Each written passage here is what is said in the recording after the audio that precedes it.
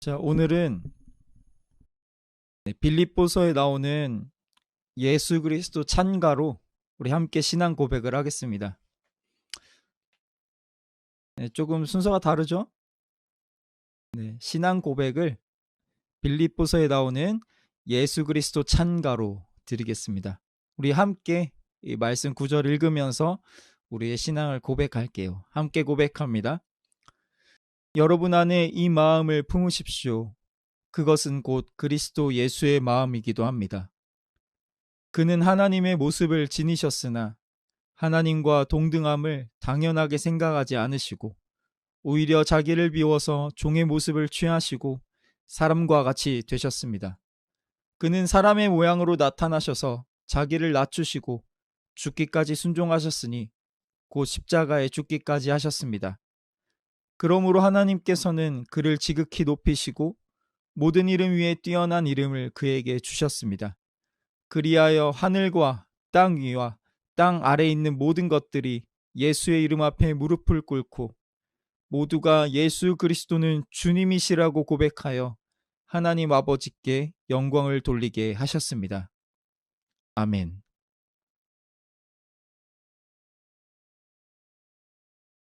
오늘 주신 하나님의 말씀은 마태복음 28장 1절부터 8절의 말씀입니다. 전도사님이 한 절, 여러분이 한 절 이렇게 번갈아 가면서 읽을게요. 마지막은 다 함께 읽습니다. 제가 먼저 읽겠습니다. 안식일이 다 지나고 안식 후 첫날이 되려는 새벽에 막달라 마리아와 다른 마리아가 무덤을 보려고 갔더니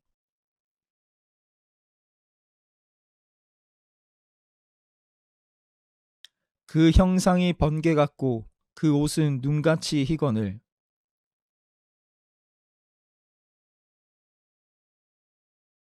천사가 여자들에게 말하여 이르되 너희는 무서워하지 말라. 십자가에 못 박히신 예수를 너희가 찾는 줄을 내가 아노라.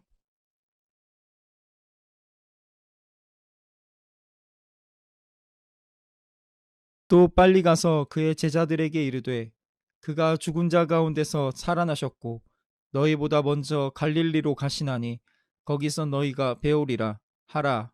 보라 내가 너희에게 일렀느니라 하거늘. 같이 읽습니다.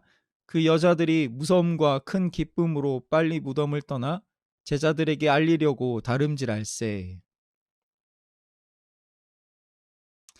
네, 오늘의 말씀의 제목은 부활의 충격이에요. 여러분들 오늘 무슨 주일이죠? 네, 전 세계의 모든 교회가 다 함께 예수 그리스도의 이것을 기념하며 예배를 드립니다. 무엇일까요? 이것은 무엇일까요?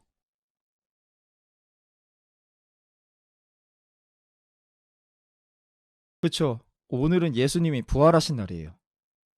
여러분, 기독교는 교회는 예수님이 부활하셨다는 것을 분명한 사실로 믿는 사람들이 모인 게 교회예요. 그게 기독교입니다. 네.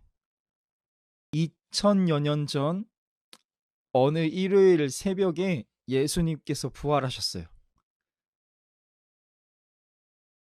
오늘 그 얘기를 여러분들과 함께 나눠보려고 해요. 자, 이 그림 어디서 많이 봤죠? 네, 벌써 몇 주째인지 모르겠어요. 막 답답하기도 하고 좀 서글프기도 하고 그렇습니다. 원래 부활주일이 딱 되면은 이렇게 교회 딱 예배당에 딱 앉아가지고 십자가를 이렇게 바라보면서 이렇게 막 밀려오는 그 감동을 딱 이제 받곤 했었는데 오늘은 조금 다르네요. 하지만 여전히 하나님의 은혜가 우리 가운데 있음을 믿습니다. 아멘.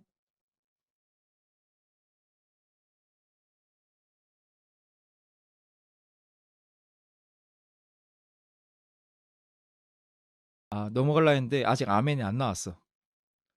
다들 마음속으로 아멘 한 줄 믿고.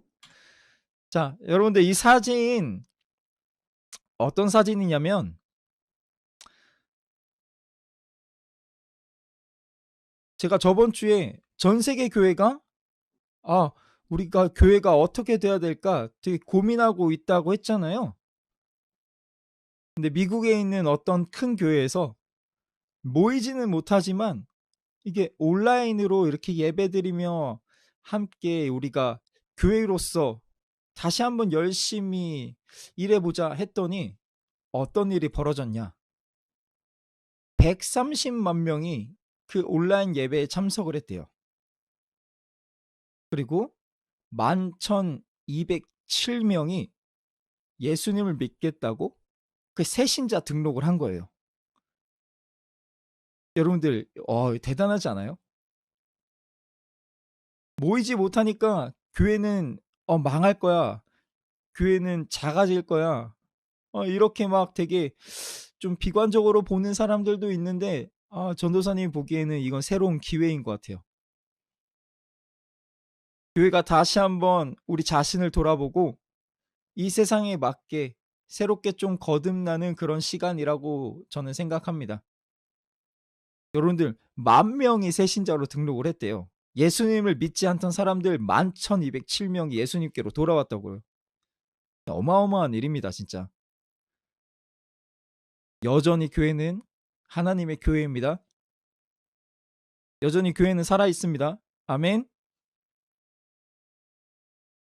자, 오늘은 부활주일이에요. 부활주일에 대해서 설명하기 위해서 그 예수님의 오심, 그리고 예수님의 십자가, 그 예수님의 부활까지 이렇게 좀 차근차근 살펴봐야 될 것 같아요. 처음부터 이렇게 훑지 않으면 우리가 이 의미를 좀 정확하게 이해하기가 쉽지 않거든요. 그래서 예수님이 이 땅에 오신 그 사건부터 오늘 설교를 시작하도록 하겠습니다. 네, 성경에는 이 땅에 오신 예수님을 뭐라고 부르냐? 하나님의 아들이라고 불렀어요.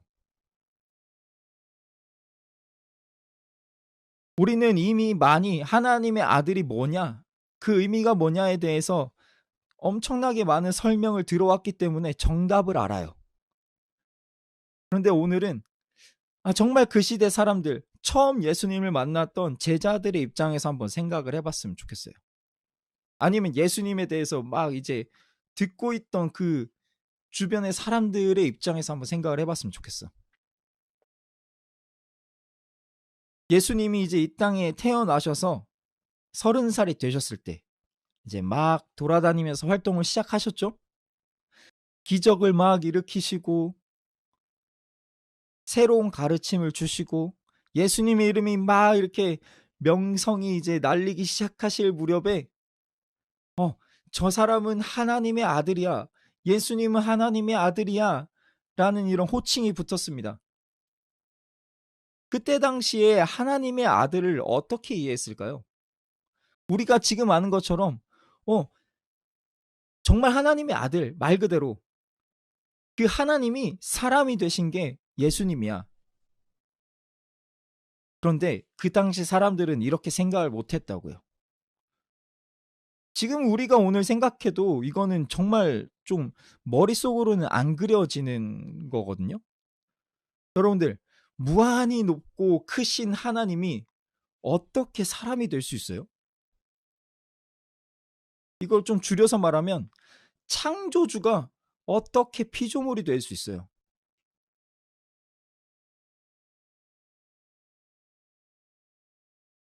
여러분들, 우리가 사람이잖아요. 과학기술이 엄청 발전을 해서 우리가 이렇게 뭘로 변할 수 있다고 해볼까?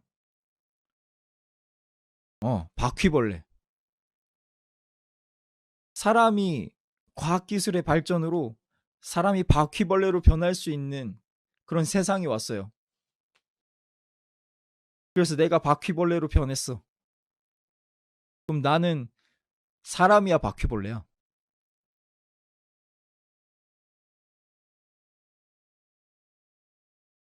이거 잘 이해 안 가죠? 이것보다 더 큰 격차를 가지고 있는 게 이 뛰어넘을 수 없는 어마어마한 높이를 가지고 있는 게 창조주와 피조물 사이의 간격입니다. 그래서 그 당시에 사람들은 이런 그림을 상상하지 못했어요. 어떻게 하나님이 사람이 될 수 있어? 그런 일은 있을 수 없다. 그럴 순 없어라고 생각했어요. 근데 분명히 그 당시 사람들은 예수님을 하나님의 아들이라고 부르셨는데 그건 무슨 의미였을까요? 제자들의 눈에 비춰진 예수님은 부활하시기 전에는 하나님과 가까운 자로 보였어요.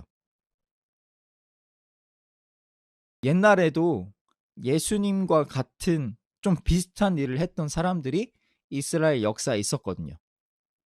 모세가 있었고요. 다윗이 있었고요. 엘리야가 있었어요. 예수님이 행하신 기적과 예수님이 가르쳐 주신 가르침을 보세요. 되게 이 사람들과 닮은 점이 많습니다. 먼저 모세는요. 율법을 가르쳤어요.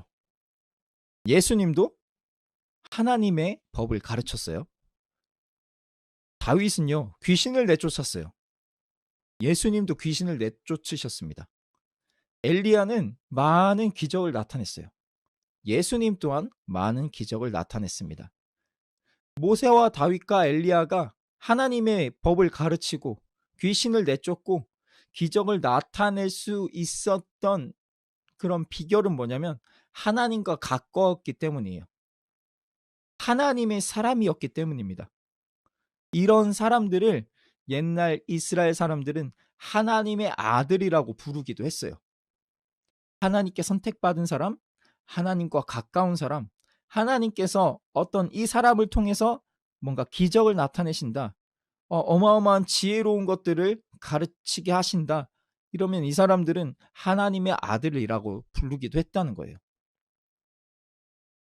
제자들 눈에는 아, 모세 같기도 하고 다윗 같기도 하고 엘리야 같기도 한데 아, 엄청 하나님이랑 가까운가 보다. 저 사람은 하나님의 아들이야. 이런 식으로 이해했을 거예요.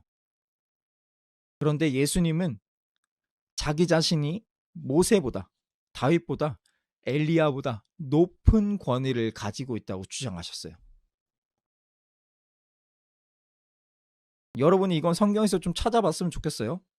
여러분들 산상수훈이나 마태복음에 나오는 산상수훈이나 예수님이 그 막 서기관들하고 아니면 바리새인들하고 이렇게 논쟁을 하시는 장면이 있어요.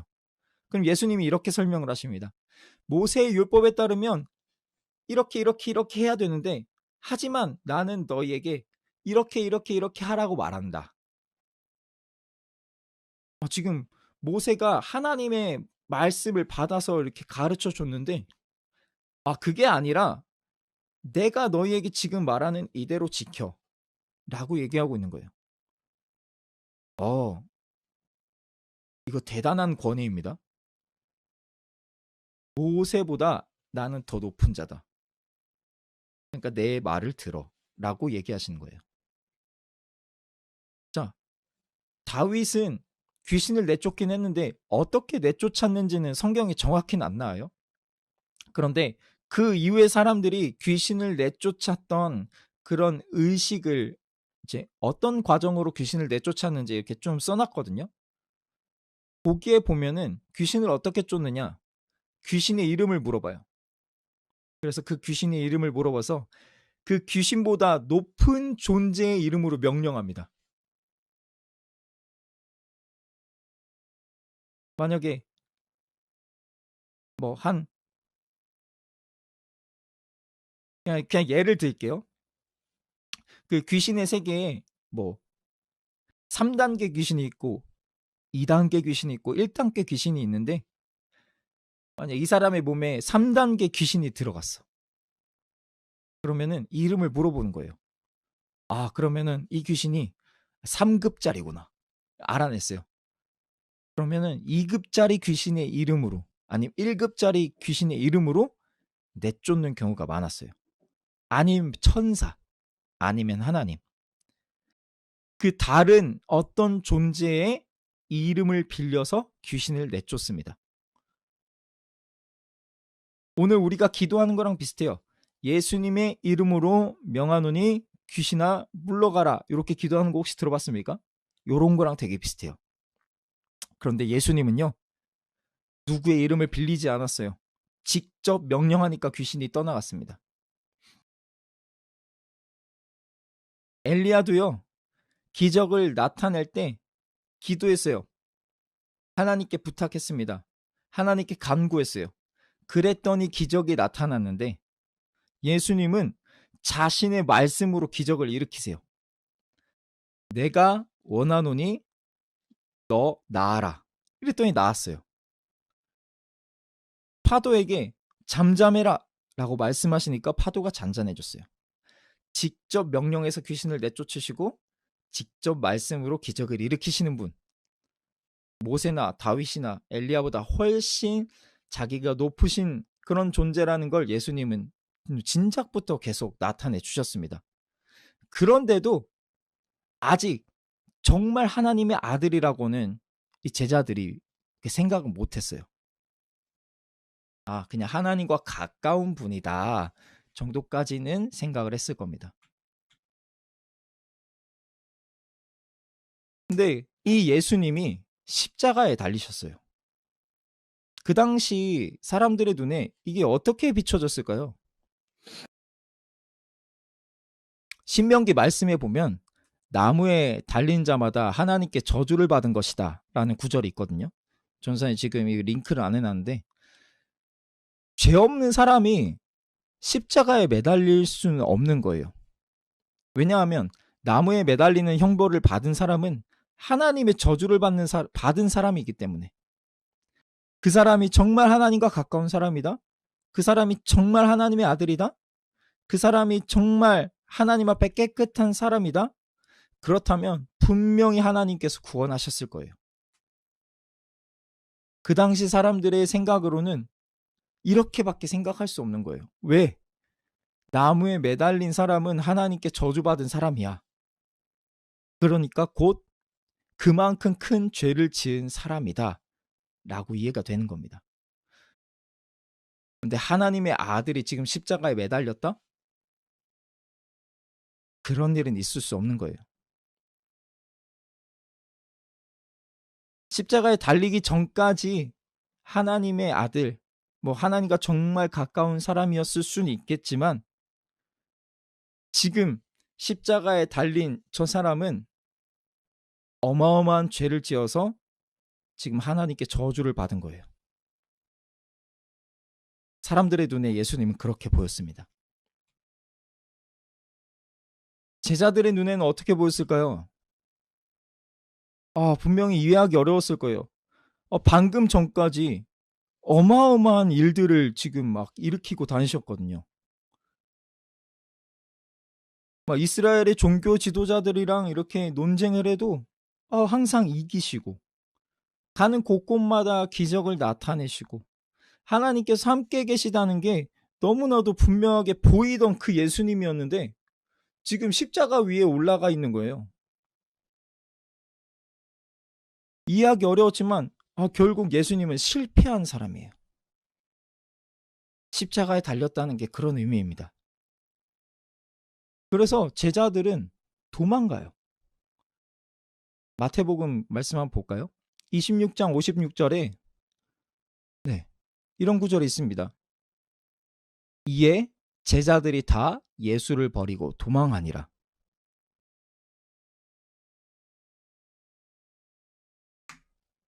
그리고 심지어 베드로는 예수님을 저주했어요. 요 구절 잘 알 거예요. 예수님이 이렇게 신문 당하실 때 베드로가 이렇게 살짝 쫓아가서 이렇게 엿듣고 있었거든요. 근데 한 여종이 나와 이르되 너도 갈릴리 사람 예수와 함께 있었도다 하거늘 베드로가 모든 사람 앞에서 부인하여 이르되 나는 내가 무슨 말을 하는지 알지 못하겠노라 하며 그가 저주하며 맹세하여 이르되 나는 그 사람을 알지 못하노라 하니 곧 닭이 울더라. 예수님을 저주하고 맹세했어요. 나는 그 사람을 도무지 알지 못해요. 나랑 아무 관계가 없는 사람이에요. 관계를 끊어버린 겁니다. 베드로의 눈에는 예수님은 실패한 사람이에요.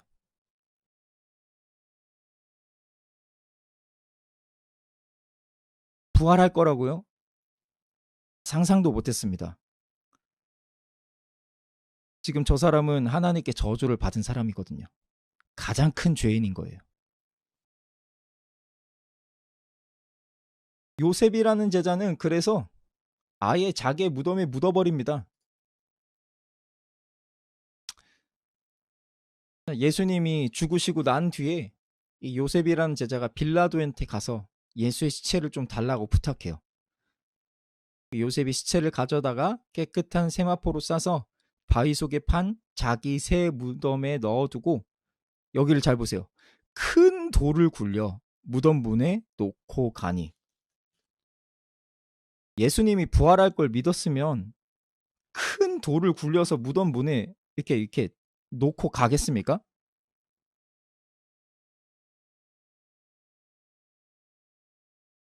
예수님이 부활하실 거라는 거는 생각도 못했다는 거예요. 아예 묻어버린 겁니다. 아, 예수님 죽었다. 이제 끝. 다른 제자들, 여자 제자들은 똑같았어요. 못다한 장례를 치르려고 찾아갔습니다.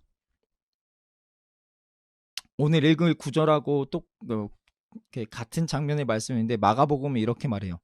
안식일이 지남에 막달라 마리아와 야고보의 어머니 마리아와 또 살로메가 가서 예수께 바르기 위하여 향품을 사다 두었다가 안식 후 첫날 매우 일찍이 해돋을 때에 그 무덤으로 가며. 네. 예수님이 죽으시는 그 시간에는 이제 막 안식일이 시작되려던 시간이었어요. 그래가지고 요셉이 급해서 장례를 제대로 못 치른 겁니다. 예수님을 이렇게 세마포 천으로 이렇게 돌돌 말아가지고 무덤에 이렇게 놓긴 했는데 장례는 제대로 못 치른 거예요. 그래서 여인들이 그 예수님의 시체에 다시 한번 장례를 제대로 치르기 위해서 향품을 사서 지금 예수님께로 갔답니다. 부활할 걸 믿은 사람들이 이렇게 했겠습니까? 못 믿었던 거예요. 부활은 상상도 못했습니다. 이 사람들의 눈에는 예수님은 실패한 사람들인 거예요. 실패해서 죽은 예수님.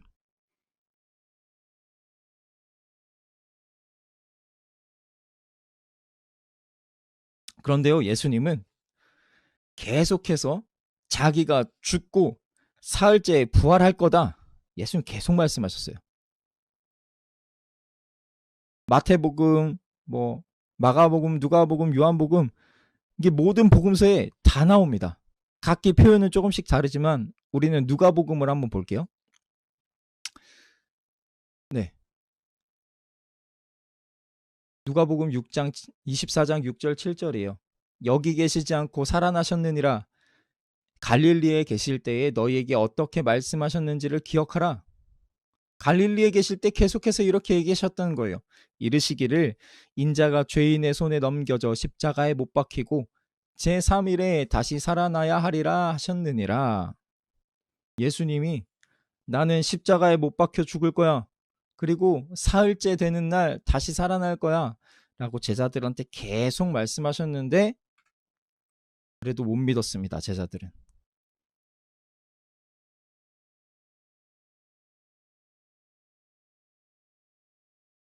그런데 그날 그가 다시 살아나셨어요.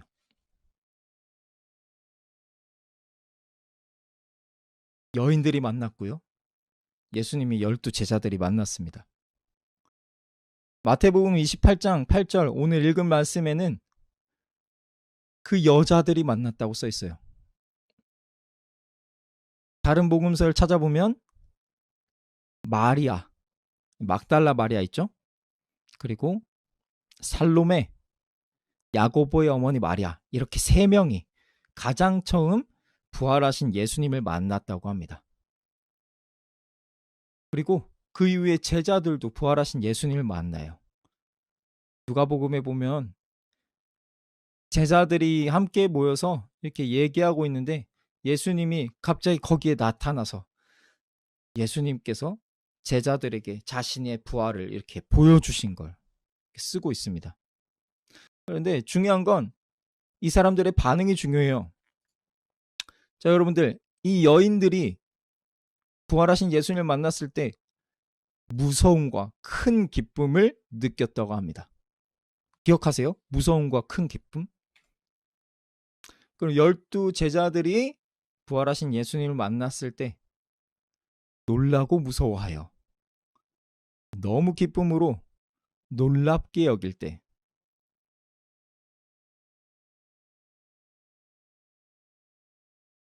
어떤 충격적인 걸 지금 봤다는 겁니다.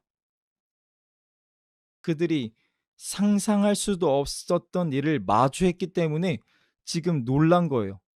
그 무서워하기까지 하는 겁니다. 그런데 그게 너무 기뻐요. 여러분들, 이 여인들이, 이 제자들이 어떤 충격을 받았을지 좀 상상이 가세요?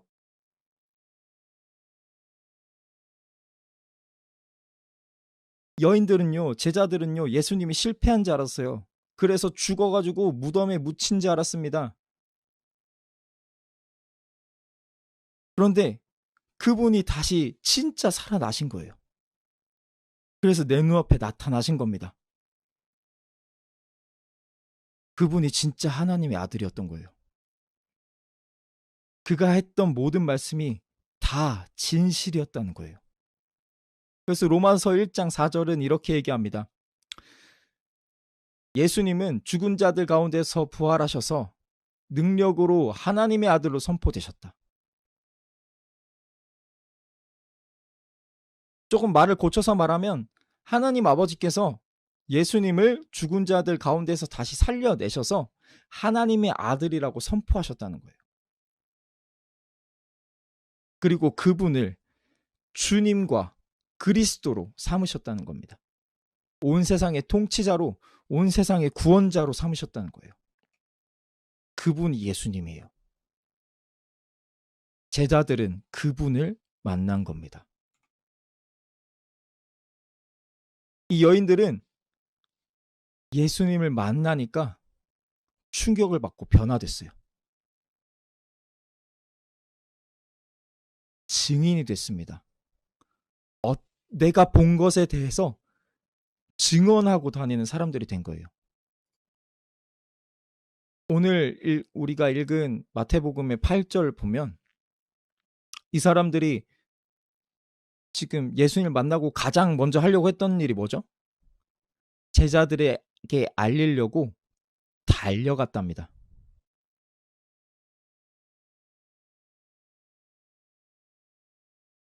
이 여인들이 가장 처음 하려고 했던 일, 내가 본 것에 대해서 제자들에게 알려야겠다. 증인이 된 겁니다. 예수님이 부활하셨다는 사실에 대한 증인. 제자들도 마찬가지예요. 예수님의 부활을 목격하고 난 다음에 이 제자들이 어마어마하게 변했습니다. 다 도망갔던 제자들이에요. 심지어 저주하고 맹세까지 했던 제자였는데요. 어떻게 변했는지 봅시다.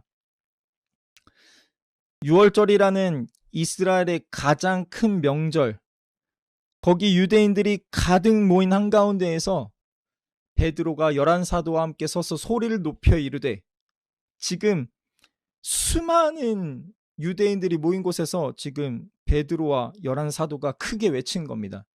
유대인들과 예루살렘에 사는 모든 사람들아, 이 일을 너희로 알게 할 것이니 내 말에 귀를 기울이라. 너희는 들어라 하면서 이제 설교를 시작했는데, 그 설교의 내용이 뭐였냐? 예수 그리스도입니다. 마지막에 이렇게 나와요. 그런즉 이스라엘 온 집은 확실히 알지니 너희가 십자가에 못 박은 이 예수를 하나님이 주와 그리스도가 되게 하셨느니라 하니라.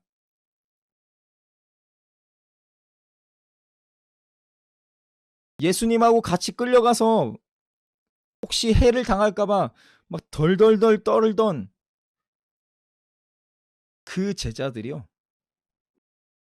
예수 그리스도에 대해서 온 사람이 다 듣는 데서 크게 외치는 사람들이 된 거예요. 이 12사도들의 설교를 듣고요, 이날 3,000명이 예수님께로 돌아왔다고 합니다. 내가 목격한 부활하신 주님에 대해서 증언하는 사람들이 된 거예요. 이 사람들을 증인이라고 합니다. 교회는 이렇게 시작됐어요. 부활하신 예수님을 만나 충격을 받은 사람들로부터 시작되었고 그들의 증언을 통해 세상에 퍼져갔습니다. 엄청난 영향력을 가지고 커져가기 시작했어요.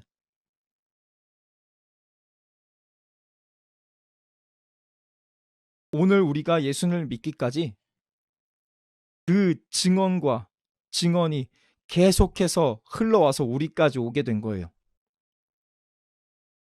우리는 분명히 하나님의 말씀을 통해서 예수 그리스도에 대해서 알게 됐지만 또 이웃들의 증언을 통해서 그분이 정말 살아 계시다는 걸 듣게 된 겁니다.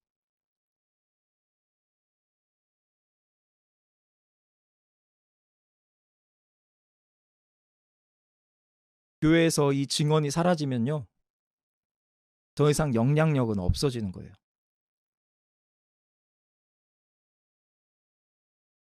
정리를 하려고 합니다. 여러분들, 예수님은 지금도 우리와 함께하고 계세요. 비록 죽으시고 부활하신 다음에 하늘로 올라가셨죠. 그런데 그분이 성령을 보내주셨습니다.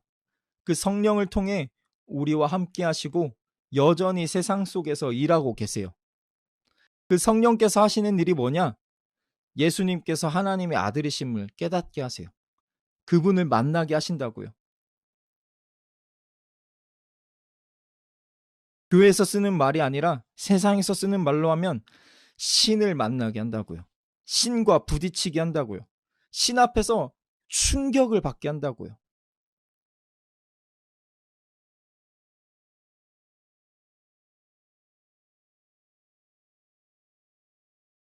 성령께서 증거하시는 예수님은 모든 문제의 해답이시고 온 세상의 소망이세요. 그게 예수님이 주님이시고 예수님이 그리스도이십니다. 우리가 매일 고백하는 문장의 의미입니다. 여러분들한테 한번 물어볼게요. 여러분은 누구예요? 전도사님은 그리스도인입니다. 여러분은 그분을 만났습니까? 여러분들은 그분을 만났어요? 저는 만났어요. 여러분들은 그분의 증인이에요? 저는 그분의 증인입니다. 저는 부활하신 예수님을 만났어요. 여러분들도 부활하신 주님을 만났기 때문에 지금 교회에 출석하고 있다고 믿습니다. 여러분들, 오늘은 부활절이에요. 지금 코로나19 바이러스 때문에 온 세상에 절망이 가득합니다. 여러분들, 그렇게 절망하는 모든 사람들에게 예수님이 희망이 되시고 소망이 되실 수 있다는 걸 믿으세요?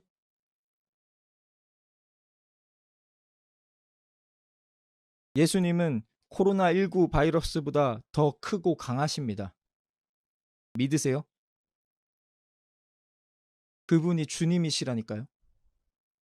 여러분들이 예수님을 믿는 사람들이라면, 예수님의 증인들이라면 여러분들 가서 전하세요.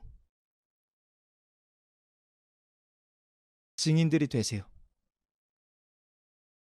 여러분들을 통해서 절망이 가득한 땅에 소망이 다시 솟아나게 될 겁니다. 부활주일이에요. 부활하신 주님을 온 세상에 알리는 그런 한 주가 됐으면 좋겠습니다.